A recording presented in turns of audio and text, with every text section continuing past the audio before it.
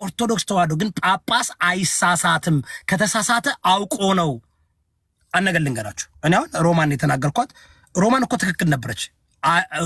እኔ በሌላ መንገድ ኦርቶዶክስ እንዲጠላ አልፈልግም። ኦርቶዶክስ ተሳዳቢ ነው እንድባል አልፈልግም። ግን በጣም ትክክል ነገር ነው የተናገረችው። ግን አነጋገሯን ብቻ ነው አስተካክል ያልኳት እንጂ እኮ ምንድነው ያልኩት ትክክል ነው። አንድ ጳጳስ ሊሳሳት አይችልም። አውቆ ሆን ብሎ ካልተሳሳተ ሊሳሳት አይችልም።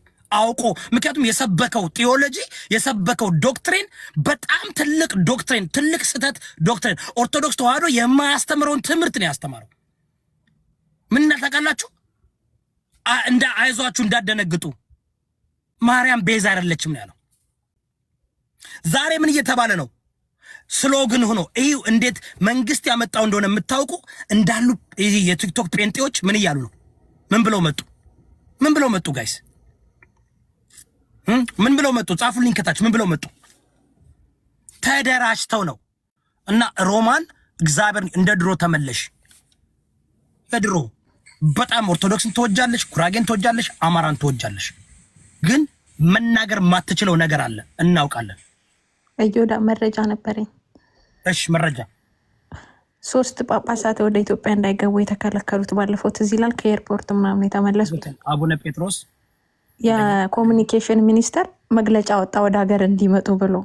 አሁን ለሶስቱም ጥሪ ያቀረበ ፎቶአቸውን አመጣላለሁ። በጣም የሚገርም ነው። ጳጳሳቱ ግን እንዳይገቡ ነው የምንፈልገው እኛ ኦርቶዶክሶች እንዳይገቡ እንቅስቃሴ እናደርጋለን። ምክንያቱም አቅልሎ አዋርዷቸው ከኤርፖርት ነው ኢትዮጵያ ደርሰው እንዲመለሱ የተደረጉት። አሁን ግን ከሄዱ በጣም እኛ ለእንትን ስብሰባ አለ፣ ሲኖዶስ ስብሰባ አለ። መግለጫ ያወጣው መንግስት ነው እንዲገቡ ፍቃድ ፈቅደናል ብሎ። የዛኔ ሆን ብሎ ነበረ እንደዚህ ያደረጋቸው ማለት ነው። ገባ? ስለዚህ አባቶች አሁን ካሉ የኢትዮጵያ ኦርቶዶክስ ምዕመናንም ካሉ አባቶቻችንን እንደዛ ተዋርደው እንደዛ ተደርገው አሁን እሱ ሲፈልግ ደግሞ ኑ ግቡ ብሏቸው የሚገቡ ሆነ በጣም ከባድ ነው። ስለዚህ አባቶች ካሉ መሄድ የለባቸውም። በቃ እዚህም ያለው ምዕመን ነው፣ ኢትዮጵያም ያለው ምዕመን ነው። ሲኖዶሱ የእነሱን ስልጣን እስካላነሳ ድረስ የትም ቦታ መገልገል ይችላሉ። እንትን አይሉ ፖለቲካሊ ሰራባቸው እኮ ነው። አሁን ኑ ጥሪ እንደ ህፃን ልጅ ሲፈልግ ግቡ ሲፈልግ ውጡ የሚላቸው አባቶች የሉንም። ስለዚህ እኛ እንደ ኦርቶዶክስ ሁሉም ኦርቶዶክስ አንድ ሆኖ ማለት ነው ምንም እኔ መግባት የለባቸውም ብዬ ነው ማስበው። ምክንያቱም ተዋርደው እንደዛ በሀገራቸው ላይ ሀገራቸው እንዳይገቡ ኢትዮጵያ እስኪደርሱ ድረስ ጠብቀው ነው እንዲመለሱ የተደረጉት። ስለዚህ ደግሞ የሚገቡ አይመስለኝም። ሮማን እየላከች ነው። ይሄን ልነግር ነው። መረጃውን ዜናውን ሰጣለሁ። ይኸውልሽ እሱ ዜናውን አምጪ። አዳምጡን ጋይስ። አቡነ ጴጥሮስ እንዳይገቡ የተደረጉበት ምክንያት መንግስት ነው ያለ ያገዳቸው። ለምን ተናገሩ? ለምን መንግስትን ተናገሩ ተብሎ ማለት ነው።